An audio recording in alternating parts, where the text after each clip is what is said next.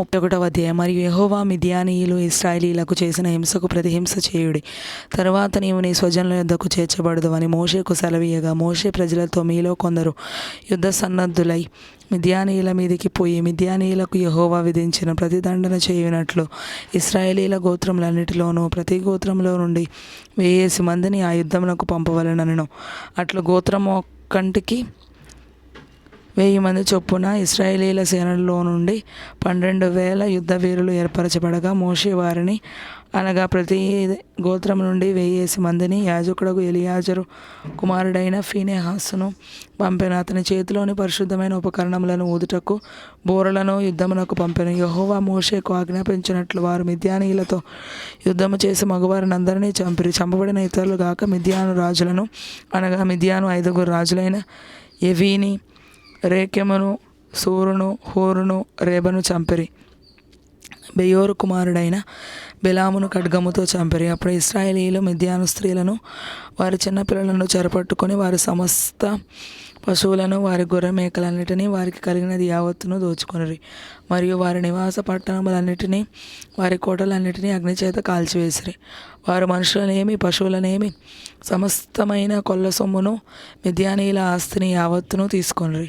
తర్వాత వారు మోయాబు మైదానములలో యెరికో యొద్దనున్న యోర్దాను దగ్గర దిగియున్న దండులో మోషే యొద్దకును యాజకుడైన ఎలియాజరు నొద్దకును ఇశ్రాయేలీయుల సమాజమునొద్దకును చెరపట్టబడిన వారిని అపహరణములను ఆ కొల్ల సొమ్మును తీసుకొని రాగా, మోషేయు యాజకుడైన ఎలియాజరును సమాజ ప్రధానులందరూ వారిని ఎదుర్కొనుటకు పాళెంలో నుండి వెలుపలికి వెళ్ళిరి. అప్పుడు మోషే యుద్ధసేనలో నుండి వచ్చిన సహస్రాధిపతులను శతాధిపతులునగు సేనా నాయకుల మీద కోపపడెను. మోషే వారితో, మీరు ఆడవారిని అందరినీ బ్రతుకనిచ్చితిరా? ఇదిగో, బిలాము మాటను బట్టి పెయోరు విషయంలో ఇశ్రాయేలీయుల చేత యెహోవా మీద తిరుగుబాటు చేయించిన వారు మీరు కారా? అందుచేత యెహోవా సమాజంలో తెగులు పుట్టి ఉండెను గదా. కాబట్టి మీరు పిల్లలలో ప్రతి మగవారిని, పురుష సంయోగము ఎరిగిన ప్రతి స్త్రీని చంపుడి. పురుష సంయోగము ఎరుగని ప్రతి ఆడపిల్లను మీ నిమిత్తం బ్రతకనీయుడి. మీరు 7 దినములు పాళెం వెలుపల ఉండవలెను. మీలో నరుని చంపిన ప్రతివాడును, చంపబడిన నరుని ముట్టిన ప్రతివాడును, మీరును మీరు చెరపట్టబడిన వారును 3వ దినమున 7వ దినమున మిమ్మల్ని మీరే పవిత్రపరచుకొనవలెను. మీరు బట్టలన్నిటినీ, చర్మ వస్త్రములన్నిటినీ, మేక వెంట్రుకల వస్తువులన్నిటినీ, కొయ్య వస్తువులన్నిటినీ పవిత్రపరచవలెననెను. అప్పుడు యాజకుడగు ఎలియాజరు యుద్ధమునకు పోయిన సైనికులతో, యెహోవా మోషేకు ఆజ్ఞాపించిన విధి ఏదనగా, మీరు బంగారును, వెండిని, ఇత్తడిని, ఇనుమును, తగరమును, సీసమును అనగా అగ్నిచేత చెడని సమస్త వస్తువులను మాత్రం అగ్నిలో వేసి తీయవలెను. అప్పుడు అవి పవిత్రమగును. అయితే పాప పరిహార జలము చేతను వాటిని పవిత్రపరచవలెను. అగ్నిచేత చెడునట్టి ప్రతి వస్తువును నీళ్ళలో వేసి తీయవలెను. 7వ దినమున మీరు మీ బట్టలు ఉతుక్కొని పవిత్రులైన తరువాత పాళెంలోనికి రావచ్చుననెను. మరి యెహోవా మోషేకు ఇలాగ సెలవిచ్చెను, నీవును యాజకుడైన ఎలియాజరును సమాజం యొక్క పితరుల కుటుంబములలో ప్రధానులను, మనుషులలోనేమి పశువులలోనేమి చెరపట్టబడిన దోపుడు సొమ్ము మొత్తమును లెక్కించి 2 భాగములుగా చేసి యుద్ధమునకు పూనుకొని సేనగా బయలుదేరిన వారికి సగమును, సర్వ సమాజమునకు సగమును పంచిపెట్టవలను. మరియు సేనగా బయలుదేరిన యోధుల మీద యెహోవాకు పన్ను కట్టి ఆ మనుషులలోనూ, పశువులలోనూ, గాడిదల్లోనూ, గొర్రె మేకలలోనూ 500కు 1 చొప్పున వారి సగములో నుండి తీసుకొని యెహోవాకు ప్రతిష్ఠార్పణముగా యాజకుడైన ఎలియాజరుకు ఇయ్యవలెను.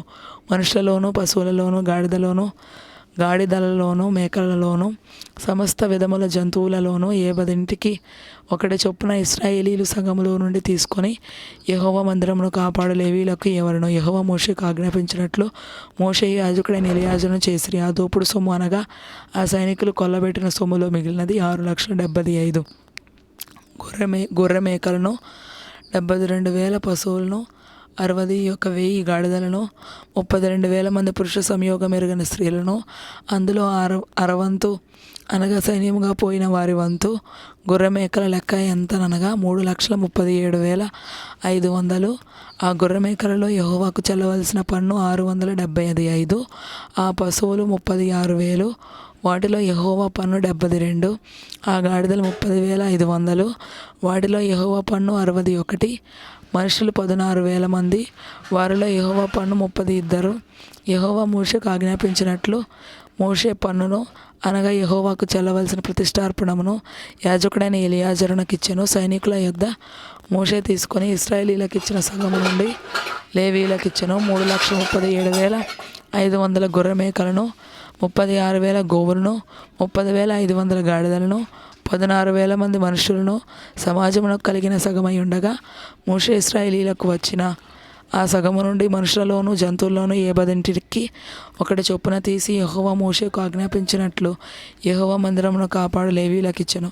అప్పుడు సేనా సహస్రముల నియామకులు అనగా సహస్రాధిపతులను శతాధిపతులను మోషే యొద్దకు వచ్చి, నీ సేవకులమైన మేము మా చేతి క్రిందనున్న యోధులను లెక్కించి మొత్తము చేసి మాలో ఒక్కడైనను మొత్తమునకు తక్కువ కాలేదు. కాబట్టి యెహోవా సన్నిధిని మా నిమిత్తము ప్రాయశ్చిత్తం కలుగునట్లు మేము మాలో ప్రతి మనుష్యునికి దొరికిన బంగారు నగలను, గొలుసులను, కడియములను, ఉంగరములను, పోగులను, పతకములను యెహోవాకు అర్పణముగా తెచ్చియున్నామని చెప్పగా, మోషేయు యాజకుడైన ఎలియాజరు నగలుగా చేయబడిన ఆ బంగారును వారి యొద్ద తీసుకొనిరి. సహస్రాధిపతులను శతాధిపతులను ప్రతిష్టార్పణముగా యెహోవాకు అర్పించిన బంగారం అంతయు 16,750 తులములు. ఆ సైనికులలో ప్రతివాడును తన మట్టుకు తాను కొల్ల సొమ్ము తెచ్చుకొని ఉండెను. అప్పుడు మోషేయు యాజకుడైన ఎలియాజరును సహస్రాధిపతుల యొద్ద నుండి శతాధిపతుల యొద్ద నుండి ఆ బంగారును తీసుకొని యెహోవా సన్నిధిని ఇశ్రాయేలీయులకు జ్ఞాపకార్థముగా ప్రత్యక్షపు గుడారమున ఉంచిరి.